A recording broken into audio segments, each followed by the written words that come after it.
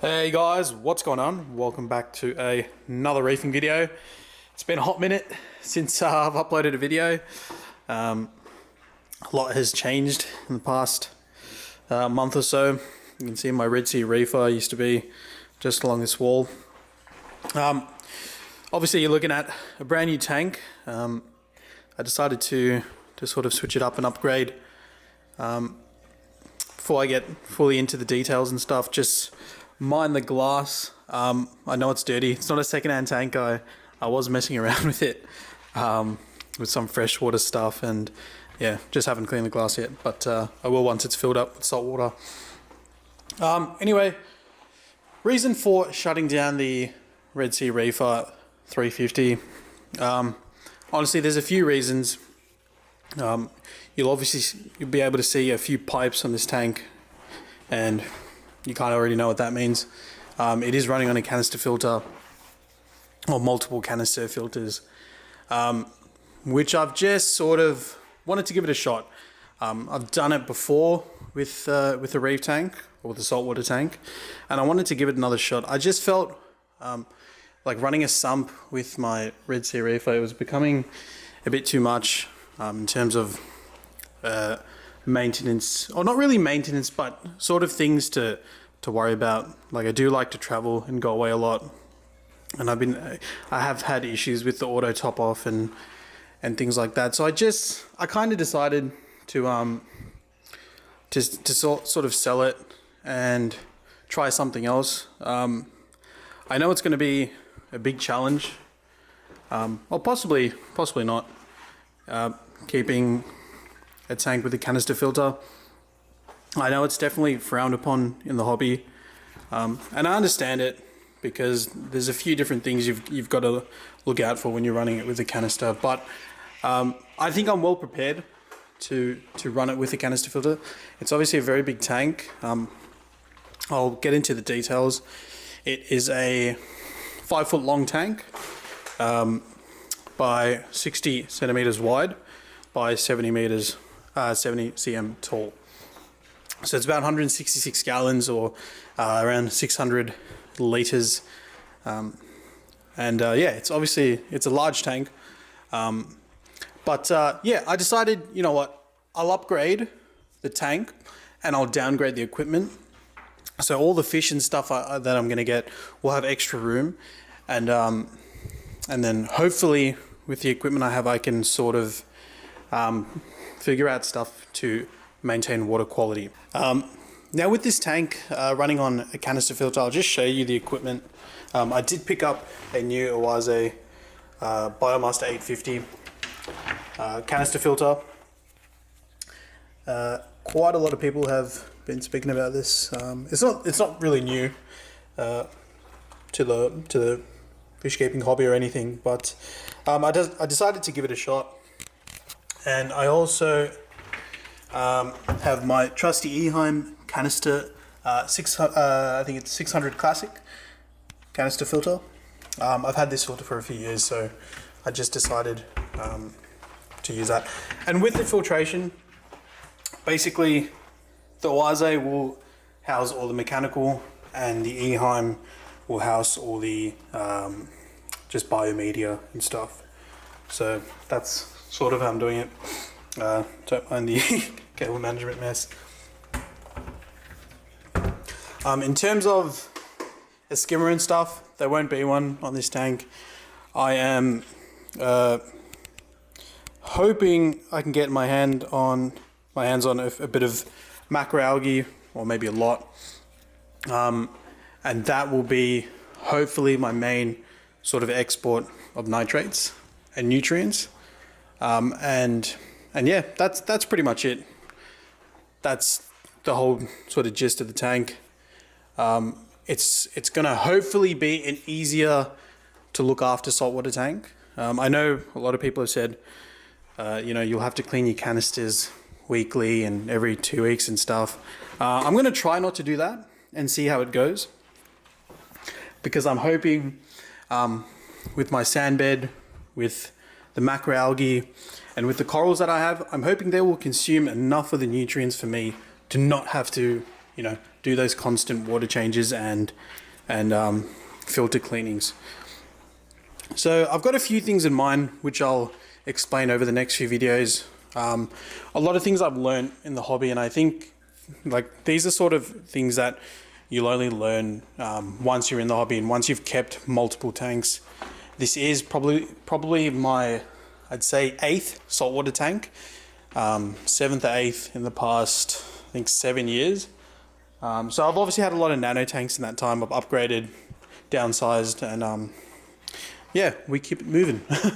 So in terms of substrate and stuff, I got 5 bags of Carib Sea Aragalive special grade sand, and I also picked up an Aquaforest Life Biofill, which is like sort of like Miracle Mud, I believe. So I'm gonna try to get a decent sand bed, and I think like now that I've kept a reef tank a few times, I reckon like sand beds are pretty underrated, to be honest. I know a lot of people are trying to keep like bare bottom tanks and stuff, but in my opinion, in my experience as well, I reckon they're a pivotal part of the reef, and I think they just help balance the tank or the system, to be honest. So I'll show you on top of the tank. I will be using cover glass. It is a pretty tall tank, well, the stand is pretty tall and the tank's 70 centimeters tall, so sometimes I will have to get on a step ladder to mess around with it.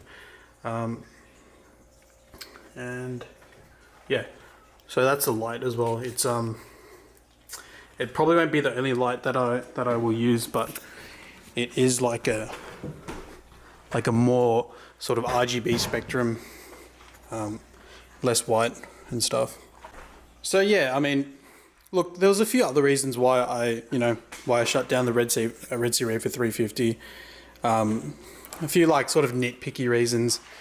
Overall, it was pretty like okay to look after, but yeah, just sort of small things. And I just honestly wanted to switch it up and try something new. Have a bigger display so I can get fish that enjoy a lot more room in the tank and stuff. But sort of my main goal for this tank is to set up a reef tank or a saltwater tank that is relatively easy to care for, but also looks like semi-decent. And I think the main sort of thing for me is nutrient control, because I think like I found in all the years of reef keeping, if you're not growing nuisance algae, your tank's pretty much like set, like it looks great. So I think it's just finding the equilibrium between like nutrients and which will keep sort of your nuisance algae at bay, and having the correct sort of cleanup crew and stuff to help with that. Now, why is the glass dirty? So look, I'll be completely honest with you guys. I bought the tank originally to do saltwater, and I had a late change of mind, and I was like, all right, let me see the tank as a freshwater display. So I bought like river sand, and I already had some driftwood, and I bought a little bit more, and I filled it up, and I was like, all right, we'll just try it freshwater. And I kept it like that for a week and was like letting it cycle, but I wasn't happy, and I was kind of just I don't know, kind of just doing it because it was easy. Like I've done freshwater for years, and I decided, nah, you know what, I'll do the saltwater in this tank. I'll give it my best shot, and I'll see how we go. That's all we can do, really. And like I said earlier in the video, I know a lot of people will frown upon using canisters and stuff, but I know it can be done. I definitely know it can be done.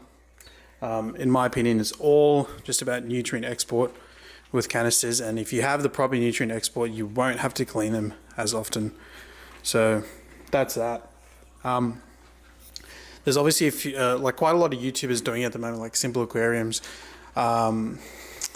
There's also Mike, and I think Everyday Aquarius. I've been watching him lately. I love his tanks, his macroalgae displays, and I think they're really good, and shows that you can keep a saltwater tank with little to no maintenance, and still have it look, you know, pretty good.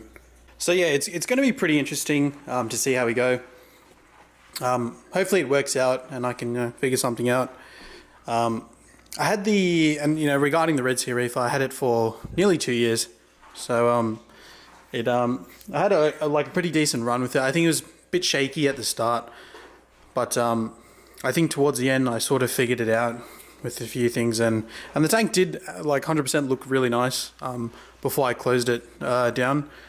But I just decided to sell pretty much everything off, and you know, funnily enough, guys, like, no joke, 100% truthful, probably the day before I decided to close, the day before I decided to close it down, we had an earthquake here in Melbourne, Australia. Probably the first earthquake we've had, first significant earthquake that we've had in quite a few years. And the tank was just almost like the water was almost bouncing up and down. I didn't see it, but that's what my mum was telling me. She woke me up, telling me about the tank. And then a week after I sold all the corals and stuff, we actually had a pretty decent storm in Melbourne, Australia, and I was actually without power for almost 10 hours. Now, I have, I don't have a battery backup, but I do have battery powered air pumps and stuff. But I'm just thinking, some houses were without power for 2 days, so it could have been a blessing in disguise. I don't know if I would have lost corals and stuff like that, but it honestly came at a pretty interesting timing, me deciding to sell everything off, and then, all the natural sort of, wasn't a disaster, but, things happening. So, yeah, I mean, I was happy with the Red Sea Reefer 350. Overall, the experience of keeping that tank was nice. A few things towards the end that I didn't really like about the tank, but anyway, enough about that tank. We have upgraded to a large 5-foot. I'm pretty excited to get it going. I've had it for a few weeks now, and I think it is ready to go. I'm going to try get black outlets for this one. That's just the old one I have. Unfortunately, Eheim does not stock the black ones in Australia, or I couldn't find it. And I will change this to darker tubing, hopefully. But yeah, if you guys want to stick along for the ride, please do subscribe and like the videos if you guys want. Oh yeah, I do have my AI Nero 3 in there as well, and I will be getting an AI Nero 5 for the back. But yeah, like I said, guys, tune along because it's going to be interesting. It could be like a total disaster, or it could really, really work out. I know it's not obviously impossible to keep a saltwater tank with a canister filter. Quite a lot of YouTubers have done it. I've kept a saltwater tank on a canister in 2018. You guys can find it on my channel. It was all right. I think chemistry wise and things like that, I didn't know much about the hobby in terms of nutrients and stuff. So I think that's where I was a bit sort of amateur back then. I knew stuff about equipment, but just didn't know enough about the hobby to sort of alleviate some of the issues and the burdens of keeping a canister reef. But I think I've learned quite a lot in the last few years, which should hopefully help me out with keeping it with a canister. So make sure you guys stick along for the ride. I'll try to do regular updates. I can't guarantee them. Obviously, in this Christmas period, it's a pretty busy time for everyone's life, but I will definitely try my best. So make sure you guys follow me on my Instagram as well, Melbourne Reefer. I do try post regular sort of updates on there if I'm not posting them on YouTube. But enough talking. I'm going to get this sand in the tank. We've got an RO line here, temporary. So we're going to fill this sucker with with RO water, and then going to get some sand. I think, not sand, sorry, salt tomorrow. And we are going to get this tank rolling. And hope for the best. So yeah, hope you guys enjoyed the video. Sorry if I was rambling quite a lot. There was obviously a lot to get through in this video, and I'd just like to point out that I have nothing against people with not canister fills, people with tanks with sumps and things like that. I've obviously had one. I think sumps are actually really great, but I'm obviously just trying something different, and yeah, I think that's what hobby's all about. Oh, another thing, I was also like semi-inspired by Inappropriate Reefer's video on like on how the hobby is changing, and maybe I'll get into that in another video, but I'll probably elaborate on that later on, but because I don't want this one to go too long. But yeah, hope you guys enjoyed the video, and yeah, happy reefing.